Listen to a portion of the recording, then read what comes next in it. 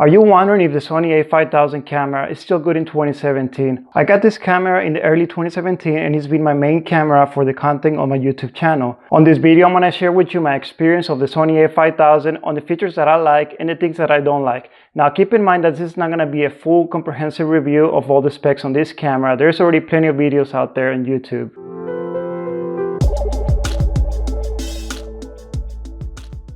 What is up guys, my name is Mario, and if you enjoy tech reviews, consider subscribing to this channel for a weekly video. Now let's go check out the Sony a5000 camera. The flip LCD screen was the most important factor that motivated me to go for this camera. Being able to see yourself when you're shooting a roll is very important as a content creator to ensure you can see what you're recording. It comes with a 3-inch LCD display and the resolution is not the best, but you'll still get a decent display quality when you're recording live. Also, if you're shooting some B-roll, being able to adjust the LCD screen's angles makes the shooting session much easier and more productive. Another thing that I really like is that it comes with a pretty good 16 to 50mm stock lens. The included power zoom kit lens will be great for someone that is starting to create video content and even take some still images. It has a zoom manual rocker on the side with the manual focus controls. It will rock a 20.1 megapixel sensor. Also, it will have a pretty good pair of built-in microphones that are going to be part of the camera. This won't be the greatest sound quality, especially if you're recording in a room with a lot of echo. Now this is going to be another sound test from an area where you're going to get a lot of echo. Right now I'm in a bigger, larger room which is going to have higher ceilings. So you're going to get a lot more echo here, and that's going to reflect in the audio of the camera. But it will be pretty decent compared to other similar and more expensive cameras. Now you're getting a sample from the microphone inside a closet where there's not going to be a lot of echo. So as you can see, as you can hear, it's going to sound pretty good, not too bad. Next, I really like the compact design of this camera. This is a very compact camera with a lot of features. This camera is so small you can literally carry it with you inside your pockets. At least it fits in my pockets. On the top you have the concealed pop-up flash, which stays hidden and out of the way when you don't need it. On the left hand side, you have a cover that conceals the memory card, the HDMI micro jack, micro USB terminal, and the charging light indicator. Moving towards the right hand side of the LCD screen, you will have multiple buttons such as the control wheel, the play button, the menu, just to mention a few. My favorite button is towards the top of the camera. Now this is going to be a dedicated recording button that is going to allow you to start recording and stop recording right in the spot. Also on the top you'll have the on and off button, shutter button, and another zoom in and zoom out lever. Even though I have large hands, I'm still able to get a pretty good grip of this compact camera thanks to the mold design in the front and the thumb grip on the back. I personally feel like I can always get a good grip of this camera, even though a lot of people don't really like it because of the size. You will also get a smaller battery, but you should still get a pretty good decent amount of time, as I usually get about an hour and a half of recording time. Now this is going to be a great entry-level camera, especially if you're just learning to use a DSLR or a mirrorless camera. The automatic settings is going to allow you to start on the go, and as you start progressing and get more expertise, you're going to be able to start going into more of the manual settings. It will give you all the automatic settings to ensure you get good quality video and still pictures as you learn how the manual settings. For example, you can just set the camera to fully auto and just start recording. As you start becoming more familiar with the camera, you can start using some of the preset settings for aperture priority or shutter priority. You can always just go fully manual if you're ready to start experimenting or if you become a pro.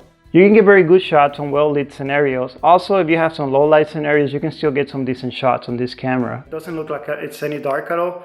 Right now I only have a kitchen light on, which is all the way on the far end, and I have this little light in the back. So I can actually see it clear on the LCD screen and then what I can see if I just look around. So low light scenarios, this camera does an awesome job. It's not going to be the best, but it's going to give you a very good clean shot. Now let's talk about the things that I don't really like about this camera. As you start getting more professional using the camera, you're going to have to use a lavalier mic or a shotgun mic, especially if you're using this camera to blog or just make some video content for YouTube. The problem is that this camera will not have a microphone input. You hear me right, there's no microphone input. Now as a workaround, you will be forced to use an external storage device to save the audio and later sync it up in the video during editing.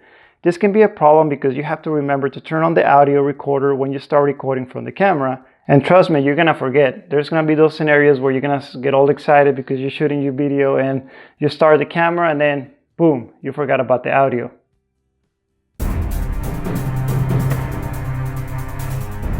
What? Are you getting warm now? You kidding me?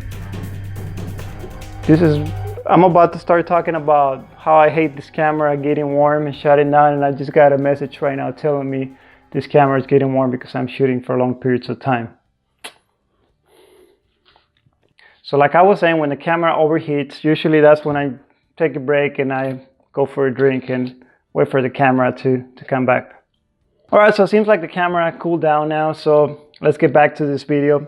Overheating problem. So this camera is going to overheat if you plan to shoot for long periods of time. So for example, for this video I've been recording for about 20 minutes, 25 minutes, and it already told me to take a break. But I guess this is not a defect, because when you check on the back of the camera between the LCD screen and the body of the camera, it actually tells you that this camera tends to overheat. So it's more of a feature, not a defect. So I guess it all comes with the compact design. But usually I shoot my videos on parts of every 10 minutes, and then I take a break. So for me, hasn't been a problem. Today I decided to shoot longer videos, and it decided to be a problem for me. So anyways, moving on.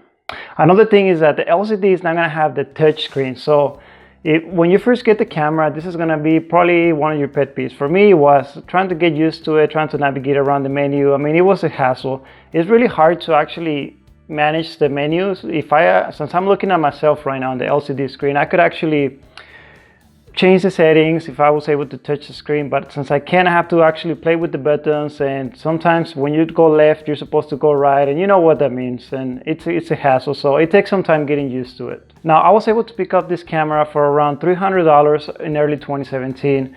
I picked it up from Best Buy. They had a good deal. This camera originally sells for around $450. Now I don't recommend you pick up this camera for $450. If you find it for a good price of maybe $250, $300, definitely go for it if you're looking for an entry-level camera to start learning how to use DSLRs or mirrorless cameras. As I mentioned, this was my first camera. I'm still using it for the content on my YouTube channel, and I'm pretty satisfied with it.